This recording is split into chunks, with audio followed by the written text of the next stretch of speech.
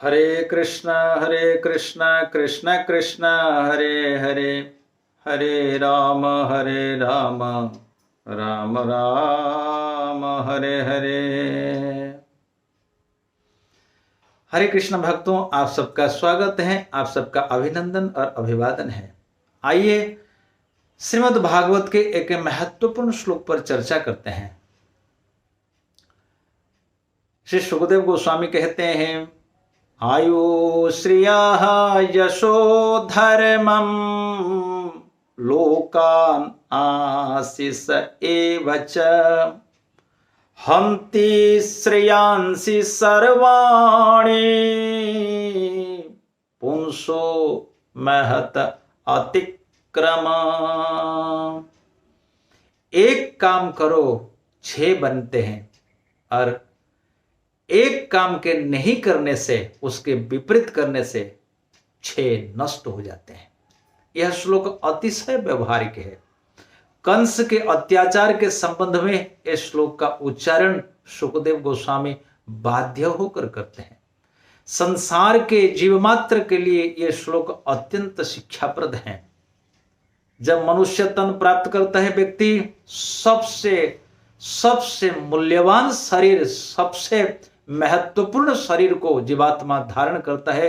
उसको इस संसार में किस प्रकार रहना चाहिए और कैसे रहने से उसकी सर्वांगीण उन्नति होगी, उसका एक तरीका, उसका एक उपाय सुखदेव गोस्वामी इसी श्लोक में कहते हैं। श्रीमद् भागवतम 10वें स्कंध 4 अध्याय का 46 नंबर श्लोक यह है।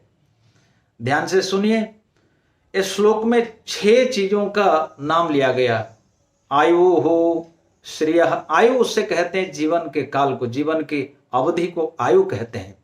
जितना समय व्यक्ति जीवित रहता है, जन्म से लेकर मृत्यु तक जो समय है, उसको आयु कहते हैं।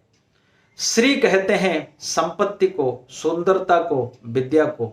एक जीवन को अच्छा बनाने के लिए, उन्नत बनाने हेतु ये तीनों होना आवश्यक है। विद्यावान होना, सुंदर होना एवं संपत्तिवान होना बहुत आवश्यक है। 2 बात हो गई, आयु वाला अर्थात दीर्घजीवी होना और ऐश्वर्यवान होना, विद्यावान होना। यश, संसार में प्रत्येक व्यक्ति की कुछ ना कुछ कीर्ति होनी चाहिए। कीर्ति जैसे सजीवति, जिसकी कीर्ति नहीं है वो जीते ही मरा हुआ माना जाता है।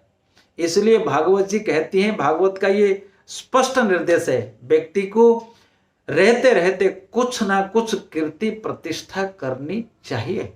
यश, और कहते हैं आयु श्री यशो धर्मम, धर्म माने कर्तव्य, अच्छे कर्तव्यों का संपन्न करना चाहिए। एक पुत्र के रूप में, एक पिता के रूप में, एक पति के रूप में, एक पत्नी के रूप में, एक शिष्य के रूप में, जिस समय जो अवसर मिले उस अवसर के उपयोगी अपना कर्तव्य को ठीक से संपन्न करना चाहिए।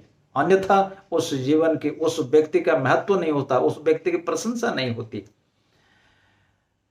धर्मम लोकान, लोकान माने जीवन में कुछ ना कुछ स्थान होना चाहिए। दूसरों पर निर्भर करके रहना अच्छा नहीं माना जाता।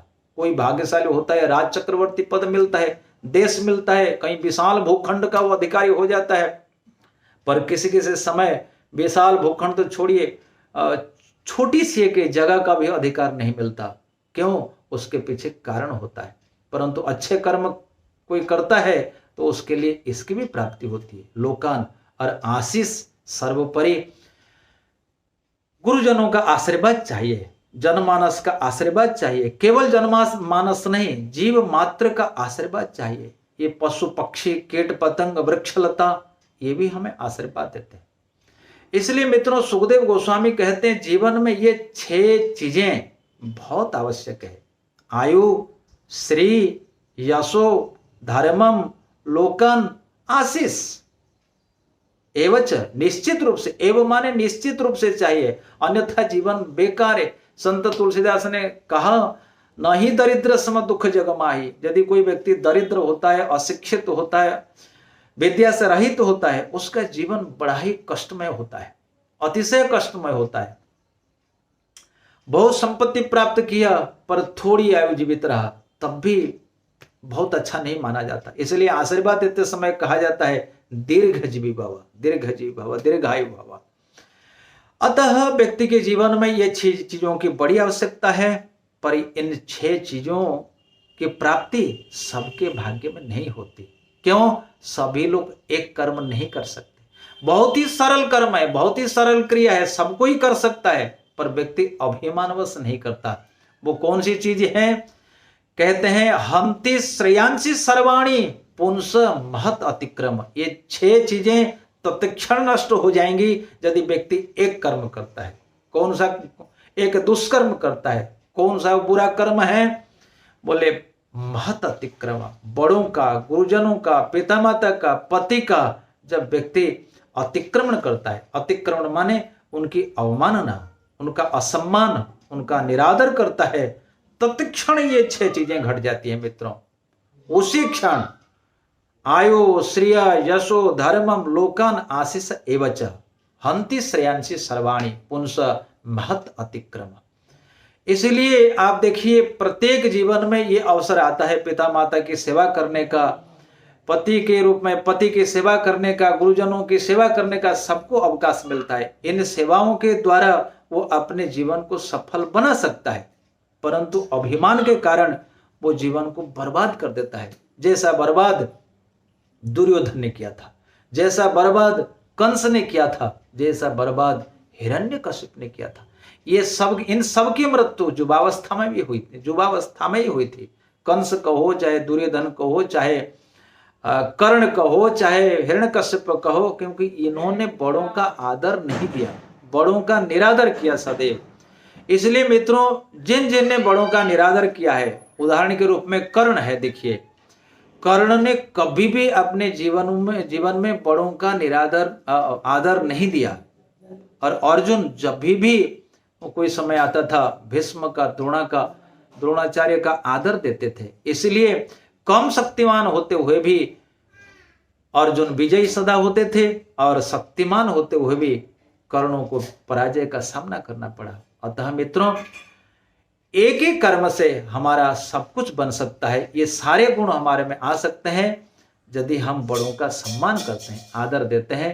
अतः बड़ों के आशीष से, आशीर्वाद से, गुरुजनों के आशीर्वाद से हमारा सब कुछ बन सकता है। जीवन में सफलता की जो कुंजी है वो है आशीर्वाद।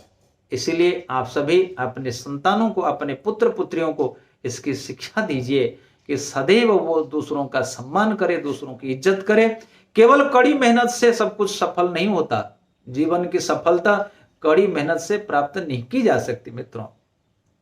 उसके लिए आशीर्वाद बहुत आवश्यक है। इसलिए बुद्धिमान व्यक्ति इसके लिए प्रयास करता है, सबका सम्मान करते हुए, आशीर्वाद करते हुए जीवन की सर्वोच्च ऊंचाई पर, सर्वोच्च शिखर पर वो पहुंच सकता है। हरे कृष्ण।